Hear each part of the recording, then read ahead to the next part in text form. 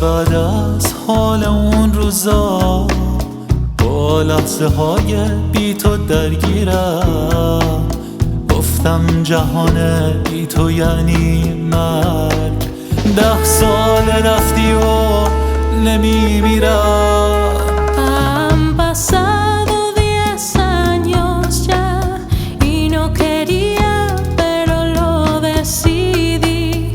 Olvidé todo lo que había, todo menos mi amor por ti.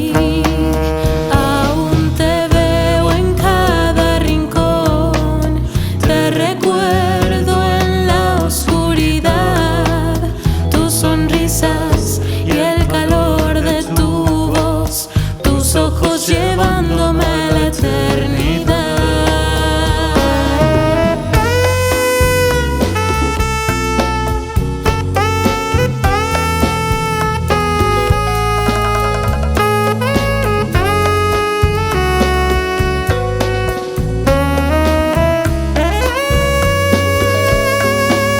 غرق هماغوشی و لبخندین تو بسترت، بی تو بیتون تا صبح. تکلیف رویاهام روشن بود، مثل چراغ خوابتون تا صبح. Es que jamás te pude olvidar, como un fantasma que sigue ahí.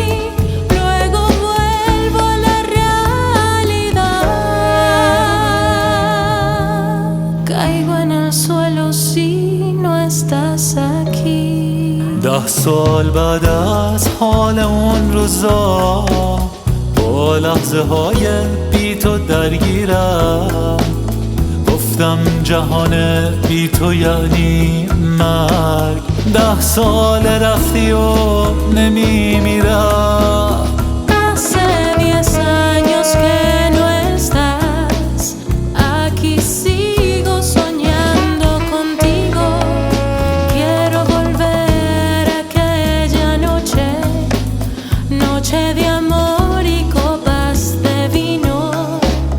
Fuiste fantasía en mi realidad, aire que quería para respirar.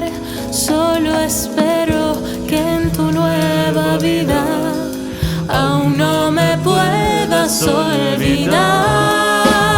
10 سال بعد از حال این روزا یه پیر مردم توی یه کافه، بارون دلم میخواد هوا، اما مثل موهای دخترت صافه.